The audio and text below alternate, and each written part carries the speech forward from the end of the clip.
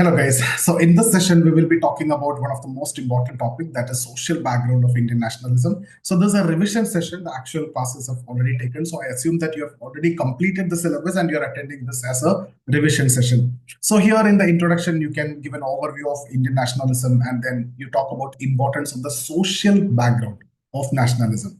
There are other dimensions also, but we focus more on social background because the question is social background of Indian nationalism. Then we talk about different perspective also, the nationalist perspective, the Marxist perspective, the subaltern perspective, and different other perspective we'll discuss. And then you discuss about, A.R. Desai's five phases, okay, of Indian nationalism that you can divide into different phases that I can discuss anyway, the foundation phase, the economic disruption phase, and then the rise of Indian bourgeois, then the peasant mobilization phase, and then Gandhi and the mass movement phase. So these are the five phases that you can discuss. And then you can talk about the criticisms or the reactions, right? And his strength also you can discuss. And then the relevance today, you can talk about subnationalism, new forms of nationalism, the persistent issues, and then the alternative perspectives like women and nationalism, caste and tribal movements, and the role of diaspora.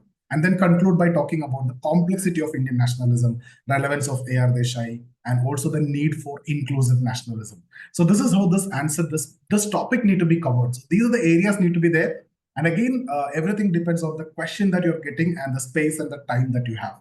But here, what I'll be doing is I have already covered this topic in detail. So in case if you're looking for courses or mentorship or the test series, you can check out the details in the description. Otherwise, you can get a PDF completely free of cost. That again is there in the description. So I presume that you've already prepared this topic and then you're attending this. Okay. So when we talk about social background of Indian nationalism, it forms a critical framework to understand the historical and sociological evolution of Indian society in response to colonialism and modernization. And nationalism in India was not merely political phenomena, but also complex socio-economic process, which was shaped by multiple forces, including class struggle, colonial exploitation, and indigenous reform movements. So here we will be talking about all these, the interplay between these factors, and we'll talk about the different perspective and phases of nationalism. So we'll focus more on A.R. Desai, but others also. Let's start with the perspective on nationalism, and let's start with the nationalist perspective. You don't want to write big on this, couple of lines is enough. So the nationalist view, in fact, related to the thinkers like Ranade, Pandit Nehru, N.K. Dutt, and K.N. Panikkar, they argue that Indian nationalism was spearheaded by an urban English-educated middle class.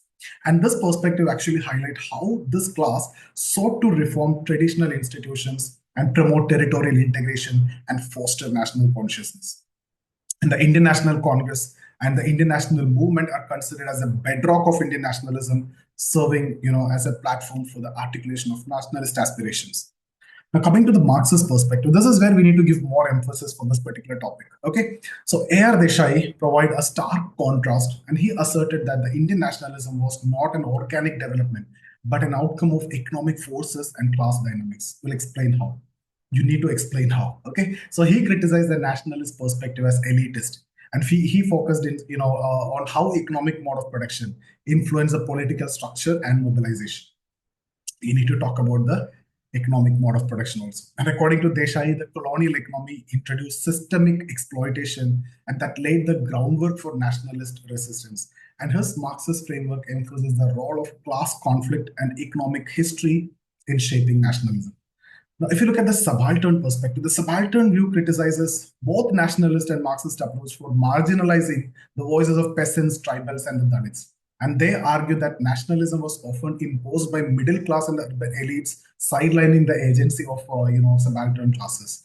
And this perspective, in fact, emphasizes the need to study nationalism from below, focusing on the struggles and contributions of the marginalized groups. These are different perspectives on nationalism. Now let's talk about A.R. Desai's five phases of Indian nationalism. So what the first phase? 1800 to 1850. Okay, this is a broad phase. And this is the foundation. So British introduced, right, after especially 1793, from the time of Cornwallis onwards. You can see British introduced modern education, policies, and infrastructure, which began to erode the traditional systems. And what are the key development during this time? There were, peasant suppression, like Zamindari Act and everything has come, permanent settlement have come. And the peasant suppression have become rampant due to new taxation policies and the cash transactions. The rise of intelligentsia, in fact, fostered by British education, played a pivotal role in initiating reform movements. And socio-religious reform movements like Brahmo Samaj, Arya Samaj emerged during this time, and that laid the intellectual foundation for nationalism. Second phase, 1850 to 1888, a period of time. Okay, so that's the economic disruption, and you can see 1857 revolt also coming during this time.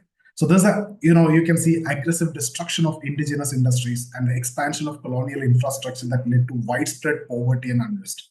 So when we talk about 1857 revolt, we talk about economic reasons, right? So if you see the key development, 1857 revolt, in fact, was driven by peasants and, dethroned fuel lords, symbolizing a clash between declining feudalism and rising capitalism.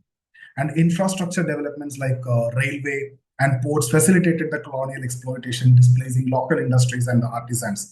And this phase saw the consolidation of colonial power and the deepening of economic disparities. The third phase, that is 1888 to 1905, till partition of Bengal. So this is a phase where you see rise of Indian bourgeois.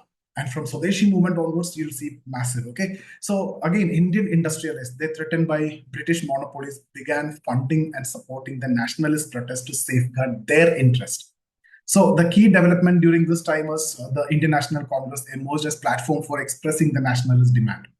And then indigenous industries collapsed under British economic policies, leaving only a handful of Indian industrialists only now. And these industrialists patronized the urban middle class, fostering the growth of organized protest and nationalism.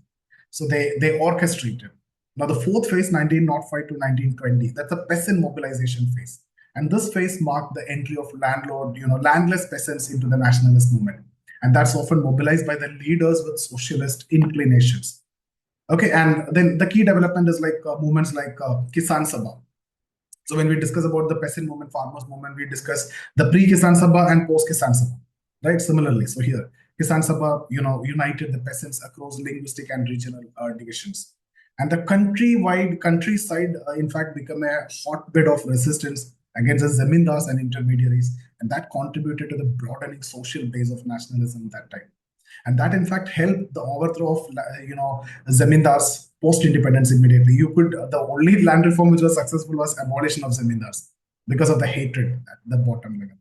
Okay, to satisfy them only, in fact, that reform also came. Now, the fifth phase, 1920 to 1940, that, Gandhi, arrival of Gandhi and the mass movements. So Mahatma Gandhi emerged as a unifying figure, bridged the gap between different classes and articulating the concerns of peasants and industrialists equally. If you look at the key development, Gandhi's leadership brought a synthesis between the bourgeois and the proletariat, and that resulted in mass movements that galvanized the nation, mobilized the nation. And the Congress agenda increasingly reflected like bourgeois interest, shaping the trajectory of Indian politics and nationalism for future. What are the criticisms? What are the reactions? Ramachandra Guha challenges Desai's portrayal of Gandhi as bourgeois leader, emphasizing his role as a statesman who effectively mobilized the masses. General, normal criticism only. Ramachandra Guha is a historian. Again, Yogendra Singh criticized Desai for ideological bias and detachment from the actual ground realities. And Andre Bethé argued that Desai's empirical data selectively interpreted to fit the Marxist theories. M.N. Srinivas highlight the strength of India's diversity as a unifying force, which is contrary to Desai's, emphasis on class conflict. Of course, that is his perspective. And Gail Omward points out Desai's neglect of caste and Dalit specific inequalities, which are central to understanding Indian society. So Dalit sociologist. And what are the strengths? So despite criticisms, Desai's framework offers valuable insight into the economic underpinnings of nationalism and challenges the elitist narratives of traditional historiography. So now you can talk about relevance and content. Relevance, you can talk about subnationalism. Subnationalist movement based on culture, language, and territory continue to shape Indian politics. So these movements promote unity within communities, but they often challenge the broader concept of nationalism. And then the new forms of nationalism, the events like cricket matches, right? Cricket nationalism, scientific achievement, and the national disaster, in fact, foster a sense of collective identity. And that's showcasing how nationalism adapt to contemporary context. So this is something which you can write as new forms of nationalism. Neo-nationalism, okay? And persistent issues are there. The resurgence of caste and regional inequalities highlight the unfulfilled promises of inclusive nationalism. and calling for renewed efforts that towards the equity and justice. So that is again highlighting the relevance. You also can bring in alternate perspectives like women and nationalism. Women played a significant but underrepresented role in the nationalist movement, and their contributions highlight the intersectionality of gender and nationalism. Elaborate on this because it can be a potential 10 marker also. Caste and tribal movements, we did this separately anyway. Nationalism often marginalized, Dalits and tribals, using their participation as a symbolic rather than, substantive contribution. Just like women, you can see. But women got some more attention compared to, tribes and the backward caste. Role of diaspora. Indian diaspora, like Canada and all, significantly influenced the international perception of nationalism and provided financial and intellectual support to the movement. How can I conclude this? See, the social background of Indian nationalism underscores the complexity of nationalism as a socio-economic and political phenomenon. A.R. Desai's Marxist perspective offer a critical lens to analyze its evolution in the 5 stages, focusing on the interplay of class dynamics and economic exploitation, but alternative perspectives that remind us of the need to include the diverse voices from women to Dalits to subaltern groups to fully understand the rich heritage of Indian nationalism. So, in today's context, nationalism continues to be both a unifying force and source of contention, and that's reflecting in the contradictions and aspirations of Indian society. So guys, that's about this session. I hope you got some value from this video, but I'm expecting that you're attending this session only after completing the topic. Otherwise, this is not going to help you. If it is a revision, I'm sure that this will help you than anything else. And in case if you like the video, share it with your friends also if you find it helpful for them. And in case if you're looking for any sociology mentorship or test series or the course, check out the details in the description and see you in the next video. Thank you so much.